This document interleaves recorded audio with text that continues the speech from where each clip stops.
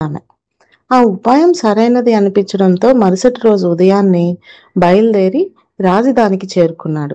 కోట ద్వారం దగ్గరికి వెళ్లి అక్కడున్న ధర్మన్నతో తన బాధను చెప్పుకున్నాడు సిద్ధయ్య.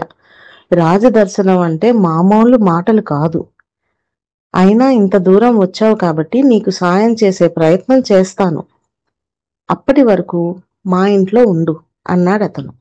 అలా 2 రోజుల అనంతరం సిద్ధయ్యకు మహారాజును కలిసే అవకాశం లభించింది.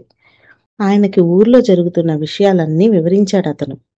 మరుసటి రోజు ఉదయాన్నే కోటకి రావాలని రత్నయ్యకు గ్రామాధికారికి కబురు పంపాడు మహారాజు. చెప్పినట్లుగానే సమయానికి వాళ్ళు కోటకి చేరుకున్నారు.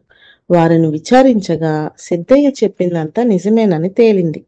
దాంతో రత్నయ్య 10 వరహాలు, గ్రామాధికారి 100 వరహాలు శిక్ష కింద చెల్లించాలని తీర్పునిచ్చాడు మహారాజు. మొదటి తప్పుగా భావించి మీ ఇద్దరికి కేవలం జరిమానా విధించాను. ఇలాంటి మోసాలు మళ్ళీ జరిగినట్లు తెలిస్తే శిక్ష చాలా కఠినంగా ఉంటుందని హెచ్చరించాడు.